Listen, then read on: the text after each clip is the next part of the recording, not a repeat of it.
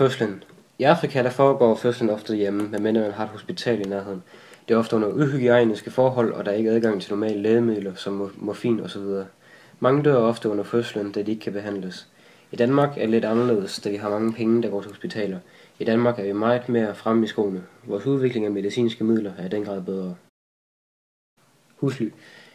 I Danmark der har vi et flot bygget hus, som er isoleret med gode materialer. Vi har masser af lys inde i vores huse. Det er solidt bygget med nemt, rengørlige overflader.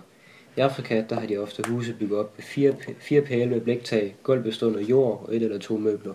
Nogle gange har de også huse bygget op af ekskrementer. Kost. Majsmosen bliver fremstillet af majsmel og vand, mens sovsen som regel bliver lavet af jordnødder og grøntsager. Mosen bliver spist med fingrene og dyppet i sovsen, der i Zambia kaldes ndivo. I begge lande spises der fisk til, når det er muligt. Malawi har mange fisk i den store Malawisø, og de populærste er tilapia, der deles i to, så gæsterne eller mændene får hoveddelen, mens kvinder og børn spiser haledelen. Ofte ender kosten med lidt ensformet og kommer nemt til at bestå af kulhydrater, mest fra sukker, men også fra stivelse. I Danmark er kosten mere varieret i forhold til generelt Afrika, hvor vi får mere protein og fedt, mens det bliver afbalanceret med kulhydraterne. Hygiejne. I Danmark der spiser vi med kniv og gafler, hvor vi tager vores mad hen på vores tallerken med en fælles ske. I Afrika der tager de deres hænder ned i en fælles gryde, som nok heller ikke er ren. Skole i Danmark er delt op i flere dele. Vi har folkeskolen, som man skal have lige meget hvilket job man har, hvis det skal være faglært.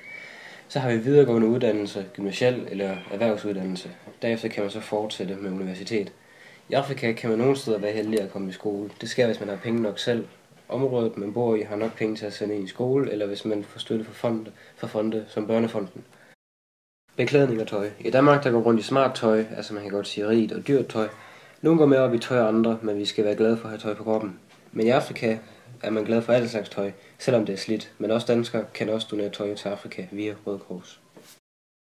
Begravelse. I Danmark tager vi eventuelt i kirke, hvor kirsten bliver båret, og præsten velsigner den. Så bliver den båret ud, hvor man graver den ned. Så kan man vælge at holde fest eller bare tage hjem. I Afrika holder man først en slags ceremoni, hvor man danser og synger sange. Så efter ceremonien tager man kisten ud, til man begraver den. Efter spiser man god mad og hygger sig.